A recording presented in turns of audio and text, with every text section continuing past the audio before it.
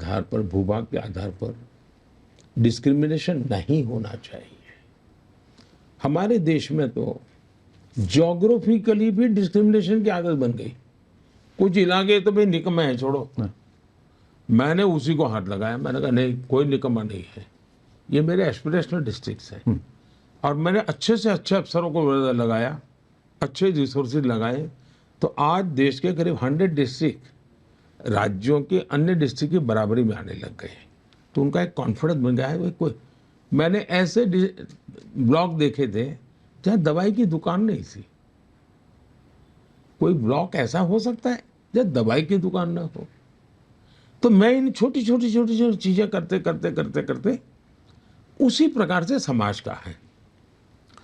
आप सिर्फ वोट की राजनीति के लिए करते रहोगे कि भाई मुझे मुसलमानों को आरक्षण देना है, मुसलमानों को आरक्षण देना है।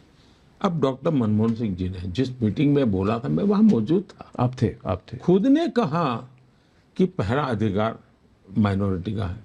जब मैंने ये कहा तो ये लोग झूठ बोलने लगे, तो मैंने एक दूसरी वीडियो ला करके रख दी जिसमें प्रेस कॉन्फ्रेंस में कह रहे हैं कि हमारे। अब देखिए, उन्होंने, उनका ट्रैक रिकॉर्ड बोलता है, मैनिफेस्टो और ट्रैक रिकॉर्ड को साथ मिला करके देखना पड़ेगा। बिल्कुल। तो उनका ट्रैक रिकॉर्ड, उनका मैनिफेस्टो और उनके पब्लिक स्पीचेज, इन तीनों को अगर हम मिला करके देखेंगे तो फिर चित्र स्पष्ट होता है।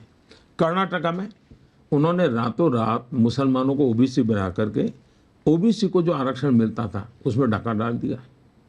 उन्होंने आंध्र में भी ये कोशिश की थी, उन्होंने आरक्षण के लिए सुप्रीम कोर्ट ने मना किया मगर बात गई थी। दूसरा, भारत के संविधान सभा ने 75 साल हो रहे संविधान के, बहुत विस्तार से चर्चा की है इस विषय पे। पंडित नेहरू समेत सब लोगों ने इसका घोर विरोध किया है कि हमारे देश में धर्म के आधार पर आरक्षण नहीं हो सकता है। और कांग्रेस ने कई वर्षों तक शासन चलाया, धर्म के आधार पर आरक्षण नहीं किया। लेकिन अब उनको राजनीतिक अस्तित्व के लिए, क्योंकि उनको लग रहा है कि सबसे ज्यादा एससी एमएलए किसके? बीजेपी के। सबसे ज़्यादा एससी एमपी किसके? बीजेपी के। सबसे ज़्यादा एसटी एमएलए एमपी किसके? बीजेपी के। सबसे ज़्यादा ओबीसी एमपी एमएलए किसके? बीजेपी के। फिर मेरी गरीब कल्याण की योजना है, जो इन्होंने आज तक गरीबों को अंधेरे में रखा था, वो गरीब कल्याण की योजना गरीबों को लगा कि भाई देश का भला करने वाला एक आदमी काम कर रहा है, एक पार्टी काम कर रही है, तो उनकी जमीन खिसकने लगी। अब उनको लगता है कि रीजनल पार्टियां माइनॉरिटी के बैंक को भी खा रही हैं। हाँ। तो वो ये उनका हमला है रीजनल पार्टीज पे। कांग्रेस पार्टी प्रादेशिक पक्षों को मुस्लिम वोट बैंक के मालिक नहीं बनना देना चाहती, तो वो मुस्लिम वोट बैंक को मजबूत करने के लिए और ज़्यादा परोसना चाहती है, मुस्लिम वोट बैंक पर कब्जा करना चाहती है। और अपने जो रीजनल पार्टियां हैं, अब जैसे समाजवादी पार्टी, वो मानती है हम ही ठेकेदार हैं मुस्लिम वोट के। हाँ, अब कांग्रेस ये कर करके खुद लेना चाहती है। तो इस चुनाव में कांग्रेस सीटें जीतने के लिए लड़ नहीं रही है। अब जैसे कल शरद पवार ने एक बयान दिया है, बड़ा इंटरेस्टिंग बयान है। बारामती के चुनाव संपन्न हुए और शरद राव ये कहे कि अब समय आ गया है कि रीजनल पार्टियों ने कांग्रेस के साथ मर्ज कर देना चाहिए, क्योंकि हमारी आइडियोलॉजी में ज़्यादा फर्क नहीं है। मतलब वो अस्तित्व इतना खो चुके हैं कि अब उनको कांग्रेस के सहारे जिए बिना कोई चारा नहीं है।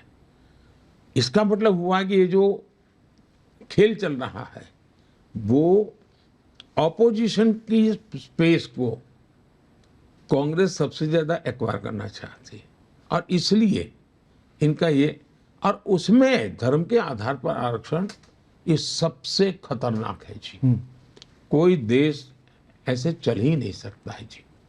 होता क्या है जी, अगर मैं मुसलमान बोलूं तो मेरे देश के कुछ इकोसिस्टम टूर कहती है मोदी ने चुनाव में हिंदू मुसलमान क्यों लाया? हिंदू मुसलमान मोदी नहीं लाया है, आपके एक्शन में हिंदू मुसलमान है। तो मुझे देश के सामने आपको बेनकाब करना बहुत जरूरी है। It is my duty to educate the people, it is my duty to convey the people. उसको अगर कोई मुझ पर आरोप लगा कि मेरी भाषण कॉम्युनल है, मैंने न मुसलमान के खिलाफ कुछ बोला है, न मैंने इस्लाम के खिलाफ बोला है।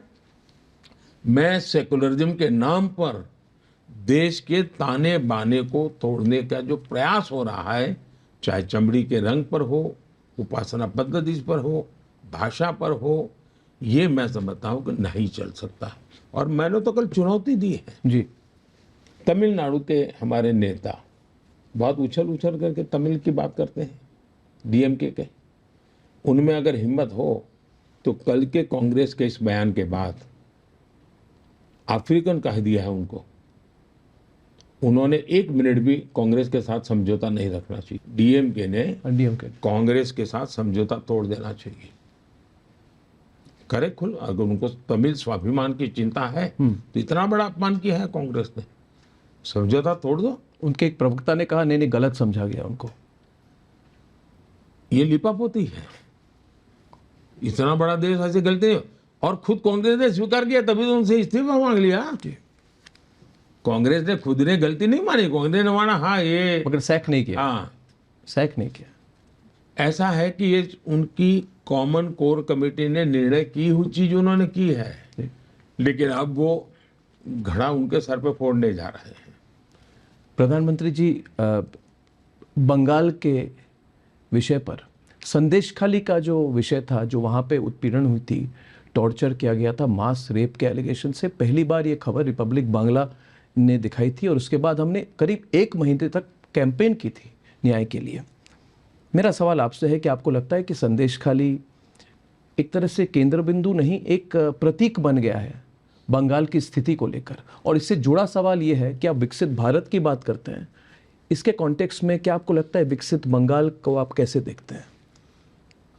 एक तो मेरा स्पष्ट मत है कि तमिलनाडु और बंगाल, हजारों साल का हम इतिहास देखें तो कुछ ऐसी जगह है जिसने देश की बहुत बड़ी सेवा की है, देश का नेतृत्व किया है, संकट की घड़ियों में से देश को बाहर निकाला है। उसमें बंगाल और तमिलनाडु का बहुत बड़ा योगदान है। दुर्भाग्य से आज ये दोनों राजनीतिक नेतृत्व की विकृत मानसिकता के शिकार हो चुके हैं। अब बंगाल में जिस प्रकार से जिन मुद्दों को लेकर के बंगाल के मुख्यमंत्री संसद में आवाज उठाती थी जब वहां लेफ्ट की सरकार थी जी, आज उन्हीं मुद्दों को हम बोल रहे हैं। और ममता जी वो कर रही है जो लेफ्ट वाले करते थे, कांग्रेस वाले करते थे, और ये सवाया गुना करते